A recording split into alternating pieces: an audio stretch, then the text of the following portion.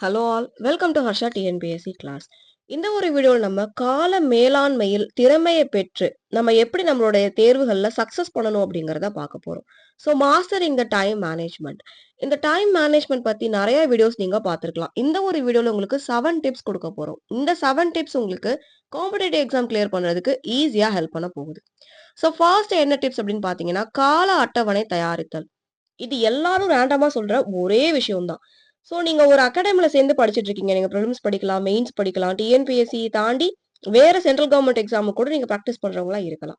நீங்க யாரா இருந்தாலுமே, எங்க படிச்சாலுமே உங்களுக்குன்னு ஒரு அட்டவணை, ஒரு ஷெட்யூல் நீங்க உங்களுக்கு தயாரிச்சு அத நீங்க டெய்லியும் ஃபாலோ பண்ணணும்.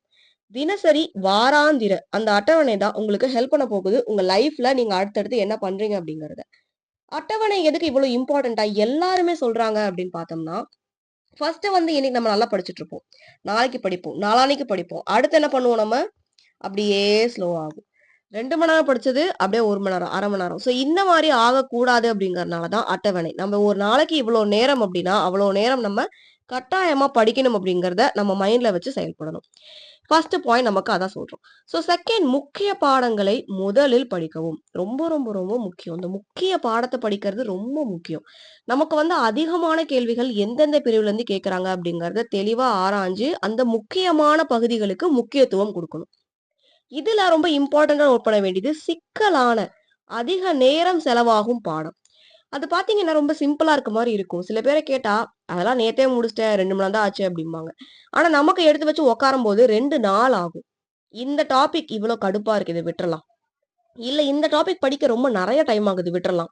ஸோ இந்த விட்டுறலாம் அப்படிங்கிற மைண்ட் செட் வர அந்த போர்ஷன்ஸ் இருக்கு இல்லையா? அது ரொம்ப ரொம்ப இம்பார்ட்டன்ட்டான ஒண்ணு. அப்ப அத விடாம முடிக்க என்ன பண்ணணும் அப்படிங்கிறதுல நம்ம கவனம் செலுத்தணும். 3வது, திருத்தம் மூலம் கற்றதை உறுதிப்படுத்துதல். இந்த திருத்தம் அப்படிங்கிற விஷயத்த வந்து நெறைய பேர் ஃபாலோ பண்ண மாட்டாங்க. படிப்பாங்க, டெஸ்ட் எழுதுவாங்க. படிப்பாங்க, டெஸ்ட் எழுதுவாங்க. இதவே தான் பண்ணிட்டு இருப்பாங்க. திருத்தி அதுல என்ன கிடைச்சிருக்கு? 100 கேள்விகள் அட்டெண்ட் பண்ணியிருக்கோம் இப்ப நம்ம. ஆனா நம்மளோட ஸ்கோர் வந்து ஒரு 65 இருக்கு. இல்ல ஒரு 70 இருக்குன்னா, ரிமைனிங் எங்க போச்சு? ரிமைனிங் 30 கேள்விகள் ஏன் தப்பாச்சு? என்ன கேட்டிருக்கோம்? நம்ம என்ன அதுக்கு பதில் குடுத்துருக்கோம்? அப்படிங்கிறத திருத்துறத பண்ணவே மாட்டாங்க. தேர்வு, மறுபடியும் படிக்கிறது, மறுபடியும் தேர்வு, இப்படி போறது உங்களுக்கு சக்சஸ் குடுக்கவே குடுக்காது. முதல்ல நீங்க ஒரு 70 கேள்வி போட்டிருக்கீங்கன்னா, அடுத்து அந்த 75 ஆக்கணும். அடுத்து 80 ஆக்கணும். 85 ஆக்கணும். இப்படி ஆக்குறதுக்கு என்ன பண்ணணும் அப்படிங்கிற ப்ராசஸ்ல நம்ம கவனமா இருக்கணும். 4வது, ஒட்டுமொத்த ஓய்வு நேரம் கொடுத்தல்.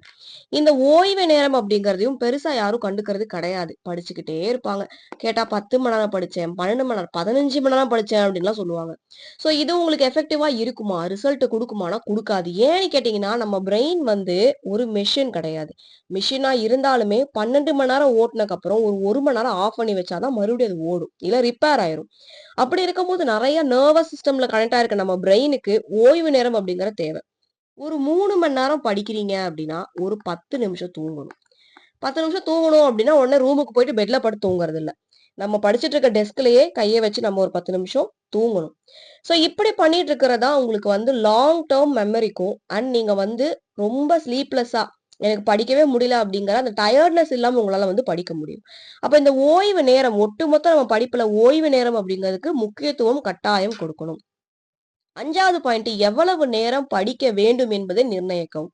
ஸோ நம்ம ஒருத்தவங்களுக்கும் ஒரு மாரி நமக்கு படிக்கிறது மாறும்.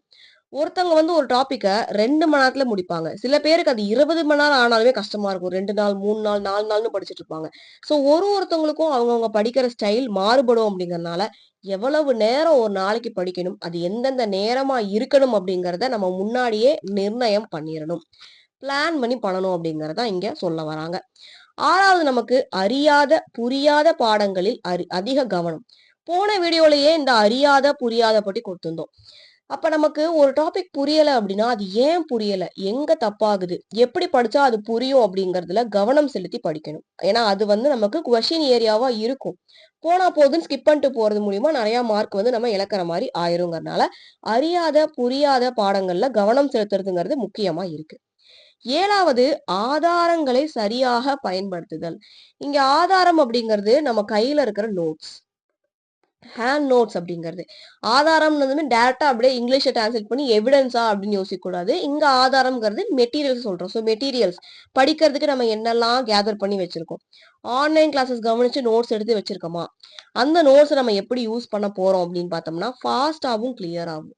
நெறைய வளவளன்னு வந்து 100 பக்கத்துக்கு எழுதி வச்சிருக்கோம். இல்ல 300 பக்கத்துக்கு நோட்ஸ் வச்சிருக்கோம் அப்படின்னா, இந்த ஒரு நோட்ஸ ஒரு 3, 4 டைம் படிச்சுட்டு கிறிஸ்பா ஒரு 10 பேஜ்ல கவர் பண்ணிட்டோம் அப்படின்னா, இந்த 10 பேஜ ரிப்பீட்டடா ரிவிஷன் அடிக்கணும்.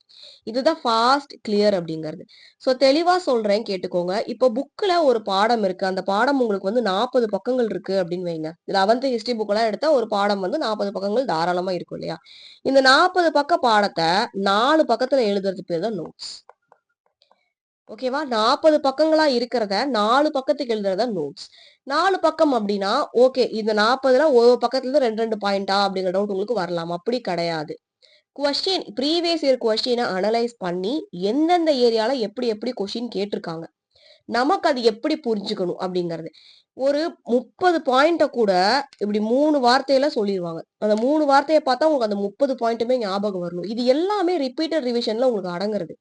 செல்ஃப் நோட்ஸ் நான் நெறைய எடுத்து வச்சிருக்கேன். என்கிட்ட பார்த்தீங்கன்னா, அக்பர் அப்படிங்கிற அந்த டாபிக் இருக்குல்ல. அக்பர் அப்படிங்கிறவர் வந்து நம்ம எழுதணும் அப்படின்னா நெறைய எழுதலாம். ஸோ நமக்கு முகல்ஸ பத்தி எழுதணும் அப்படின்னா நெறைய எழுதலாம். அதுல ரொம்ப ரொம்ப இம்பார்ட்டன்ட்டா நம்ம பார்க்குறது வந்து அக்பர.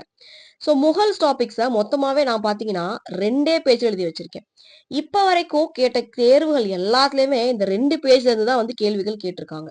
என்னோட நோட்ஸ் இந்த 2 பேஜ்ல இருந்து தான் முகல்ஸோட கேள்விகள் எல்லாமே வந்திருக்கு.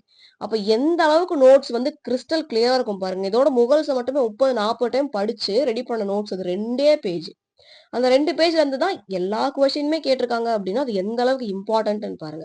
ஸோ இந்த மாரி நோட்ஸ் எடுக்கிறதுக்கு எப்ப நம்ம லேர்ன் பண்றோமோ, அப்பவே நம்ம வந்து 90% சக்சஸ் பண்ணிட்டோம் அப்படின்னு அர்த்தம். அத இம்ப்ளிமெண்ட் பண்றோம். இப்ப படிச்சு முடிச்சுட்டோம், ரிவிஷன் பண்ணிட்டோம், எல்லாமே பக்கா. அத போயிட்டு நான் எப்படி சரியா நான் அங்க பிரசன்ட் பண்றேன் அப்படிங்கிறதுல தான் நமக்கு 100% வெற்றிகள் இருக்கு.